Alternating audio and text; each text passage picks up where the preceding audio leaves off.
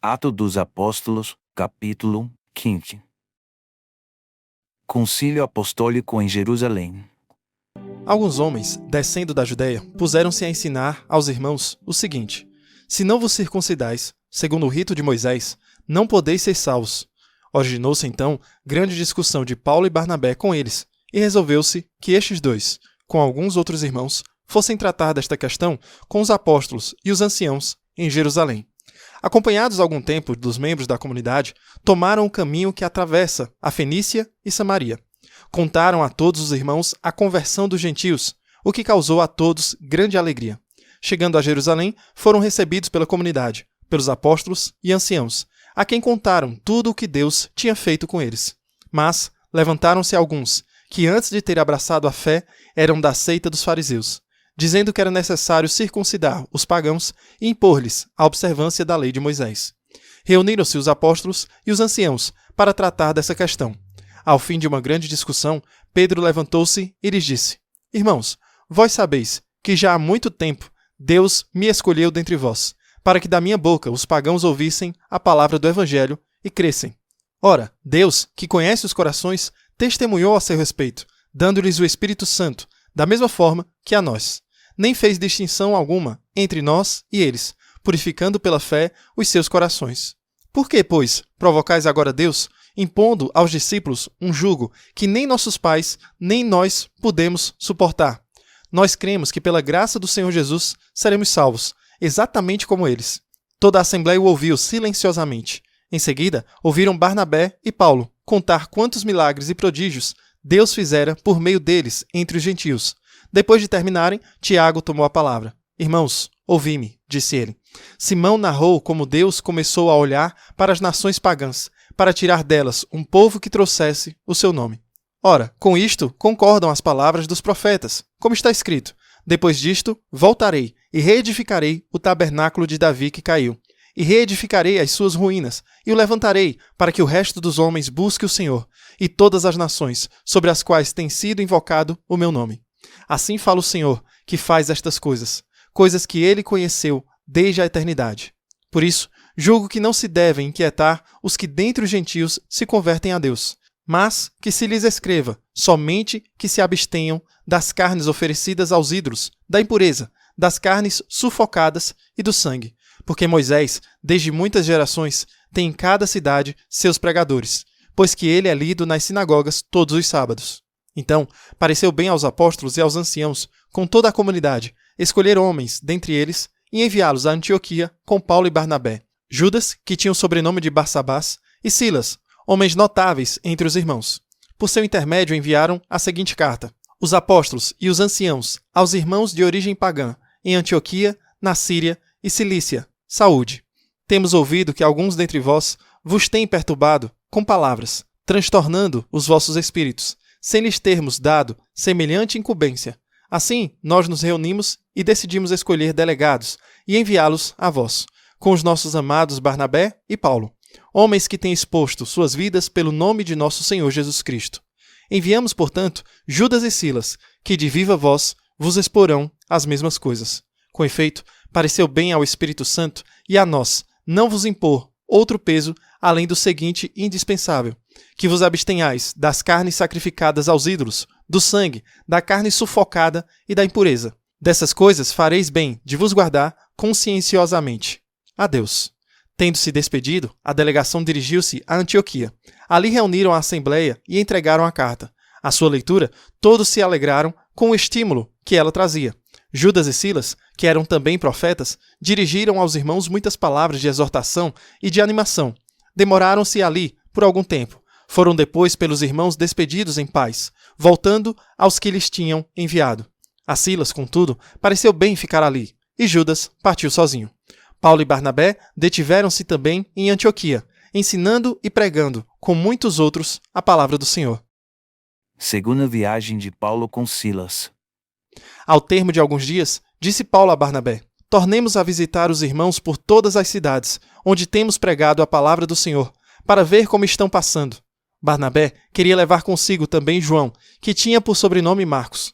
Paulo, porém, achava que não devia ser admitido quem se tinha separado deles em Panfilha, e não os havia acompanhado no ministério. Houve tal discussão que se separaram um do outro, e Barnabé, levando consigo Marcos, navegou para Chipre. Paulo, porém, tendo escolhido Silas e depois de ter sido recomendado pelos irmãos a graça do Senhor, partiu.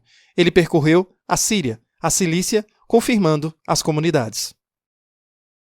Explicação. Capítulo 15. Muito bem, chegamos então a Atos dos Apóstolos, capítulo 15, que é um capítulo incrivelmente crítico. Agora, obviamente, muitas coisas são críticas aqui, mas o que é que está acontecendo? Esta é uma das coisas sobre as quais São Paulo escreverá. Ele escreveu sobre isso aos romanos, aos efésios, aos gálatas, aos coríntios também.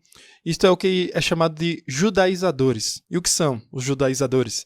Eles eram judeus que se tornaram cristãos e se apegaram à ideia de que se os gentios se tornarem cristãos, tudo bem. Se eles fossem trazidos para a nova aliança, seria ótimo, mas eles primeiro têm que ser trazidos para a antiga aliança, para serem depois levados para a nova. Pense sobre isso. Todos os primeiros cristãos vieram da antiga aliança.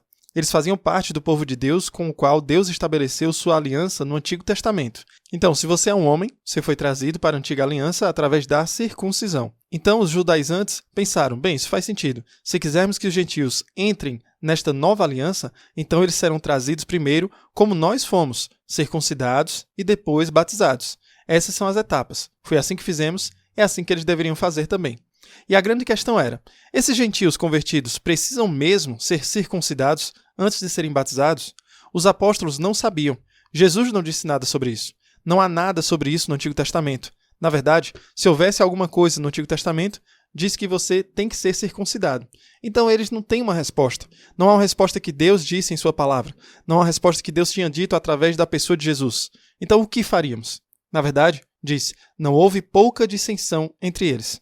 Atos 15, 7. Depois de muita discussão, muito debate, eles discutiram muito sobre isso. Houveram debates e brigas aqui. Precisamos circuncidados, não precisamos. Mas quem determina isso? Essa é a grande questão. Esta é a razão pela qual precisamos da igreja. Não apenas uma igreja invisível e espiritual. Esta é a razão pela qual precisamos da autoridade da igreja. Pense sobre isso.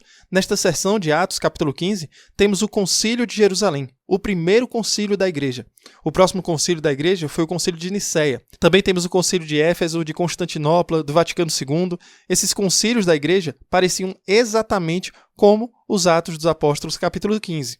Os apóstolos, também conhecidos como bispos, seus sucessores e o Papa, também conhecido como sucessor de São Pedro, se reúnem. Eles debatem, eles discutem sobre isso. Por exemplo, havia um cara chamado Arius, em 325 d.C., e a heresia do arianismo tomou conta do mundo. Arianismo era a crença de que Jesus Cristo não era totalmente Deus, mas apenas parte Deus. Meio que parte Deus, parte homem. Arius disse, porque há algumas escrituras que indicam que Jesus diz, o Pai é maior do que eu. Talvez isso signifique que ele não é totalmente Deus. E ainda, a crença ortodoxa é que Jesus é totalmente Deus e totalmente homem. Então, no Concílio de Nicéia, em 325 d.C., há histórias de um cara chamado Velho e Alegre São Nicolau. O próprio São Nicolau esteve no Concílio de Nicéia. É uma lenda, talvez isso não tenha acontecido. Algumas pessoas dizem que aconteceu, outras que não. Mas Padre Mike está no meio, então vamos contar a história, porque é divertido. Aqui está São Nicolau, que teria sido desfigurado porque sofreu pela fé. Ele foi torturado, porque acreditava que Jesus Cristo era totalmente Deus e totalmente homem. Então ele está debatendo com Arius, e a certa altura ele deu um soco, um tapa na cara de Arius. É muito divertido saber sobre o velho e alegre São Nicolau, porque ele sabe como derrubar um herege como Arius. Mas não foi totalmente estabelecido. Jesus é totalmente Deus e totalmente homem. Sim, os cristãos acreditavam que, mas e aquelas passagens problemáticas onde Jesus parece indicar que o Pai é maior do que ele? Mas Jesus também diz, o Pai e eu somos um. E isso parece indicar igualdade. Mas como é que a gente resolve essa questão? Até que a igreja se reúne com os bispos e o Papa e dizem, ok, parece bom para o Espírito Santo e para nós, aqui, Jesus é totalmente Deus e totalmente homem. Mais tarde, no Concílio de Constantinopla, foi decretado que o Pai, o Filho e o Espírito Santo são um ser divino em 3 pessoas divinas. Isso é uma coisa que vem da Igreja Católica se unindo e dizendo, esta é a doutrina, este é o dogma. E a primeira vez que temos isso é aqui, em Atos capítulo 15, o concílio em Jerusalém. Porque percebemos que se você não precisa ser circuncidado, então sim, não vamos fazer isso. Mas se você precisa ser circuncidado, então você está arriscando toda a sua salvação ao não sê-lo. Então a resposta que eles vão dar aqui, ela tem que estar certa. É melhor que ela esteja infalivelmente certa, senão todos os incircuncisos, mesmo que sejam batizados, não poderão entrar no céu. Então, graças a Deus que Deus nos deu a igreja. A igreja, na verdade, pode nos ensinar coisas que o próprio Deus não revelou através das Escrituras e não revelou na pessoa de Jesus, mas revela através do ensino da igreja. Isso faz sentido? Isso é muito importante. Depois disso, eles anunciam esta grande notícia aos crentes gentios. Eles estão tão entusiasmados que depois Paulo e Barnabé partirão em outra viagem missionária. Atos 15, 37 e 38. E Barnabé quis levar consigo João, chamado Marcos, mas Paulo achou melhor não levar consigo alguém que se retirou deles na Panfilha e não os acompanhou para trabalhar. E surgiu uma forte disputa, de modo que eles se separaram.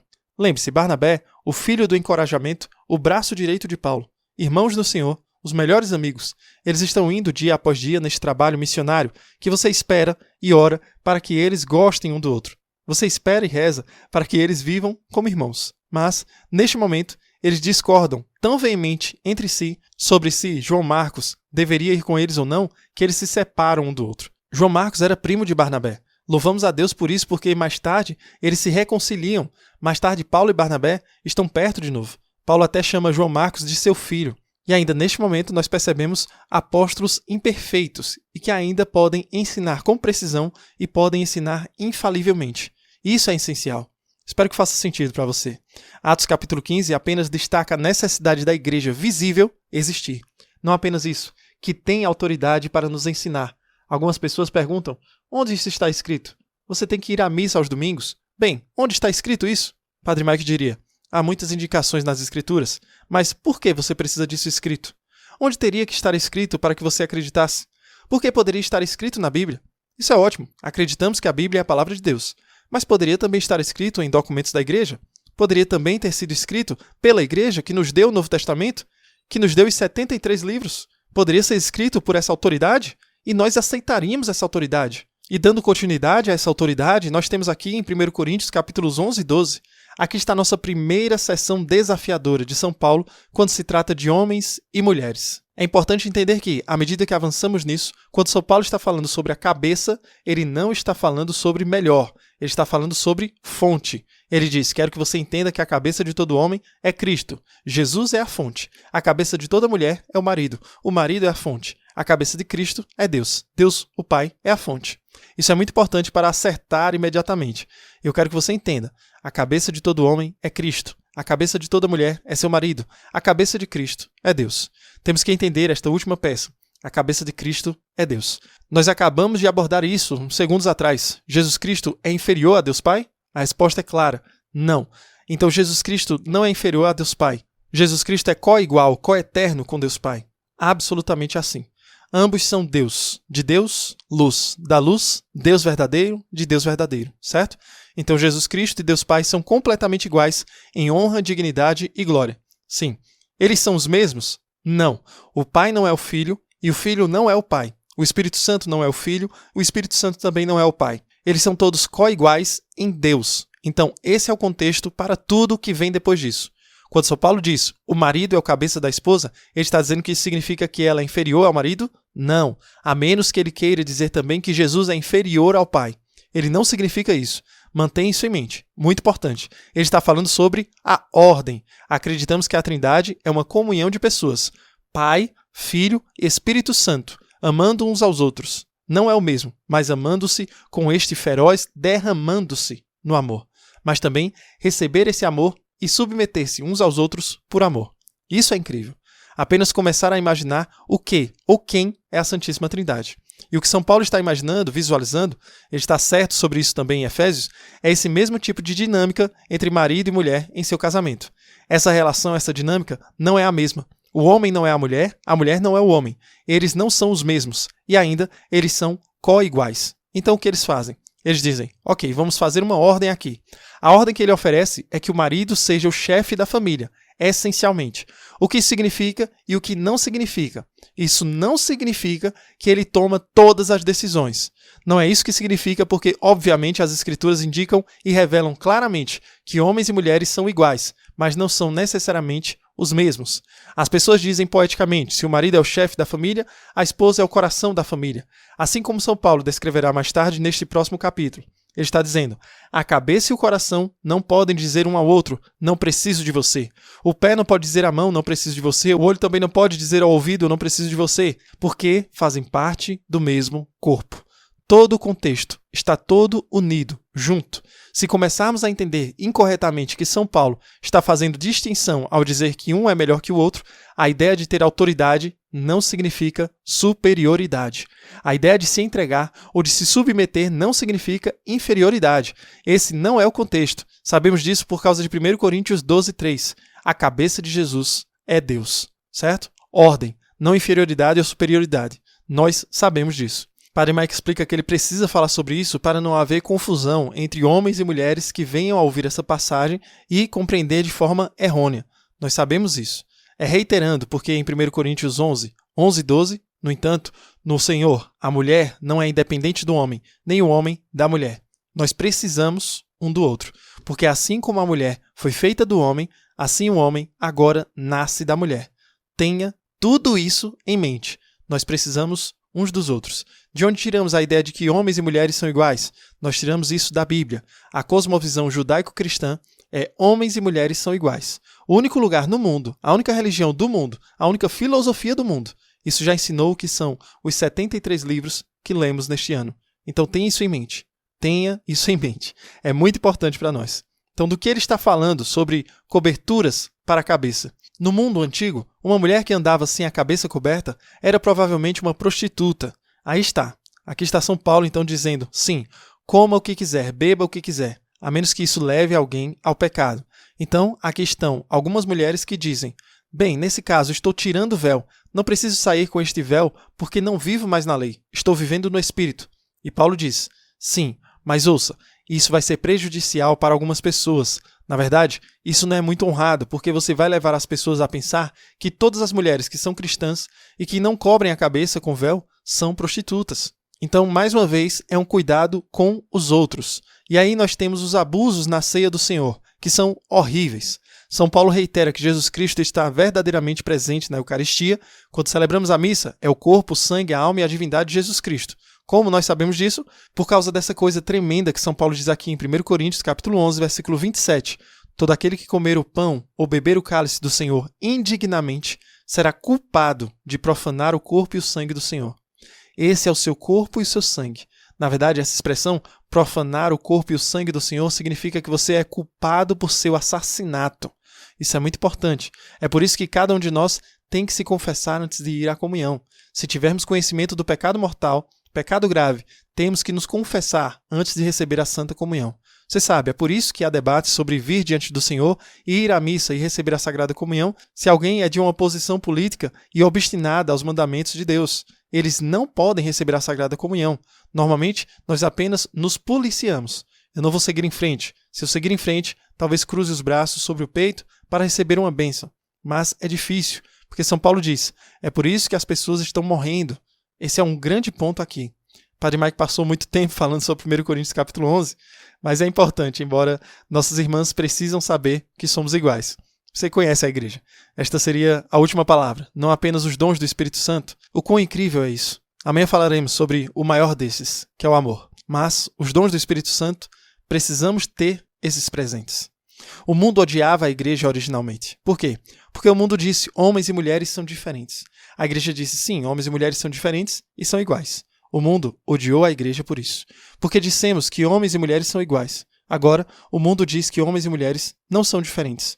Homens e mulheres são iguais. E o mundo odeia a igreja novamente, porque a igreja ainda diz, homens e mulheres são iguais, mas também homens e mulheres não são os mesmos. Que não somos iguais. Somos complementares. É tão interessante como o mundo muda e ainda a igreja continua a ser odiada. Mas o que podemos esperar? Jesus disse que isso aconteceria. Então, foi um longo dia hoje, mas espero que vocês tenham compreendido acerca dos cuidados que a igreja tem para com os seus fiéis, de vivenciarem o mais perto possível daquilo que Cristo nos ensinou e que nos deixou através da igreja. Obedecendo, nós nunca erraremos. Que Deus abençoe você e reze por mim.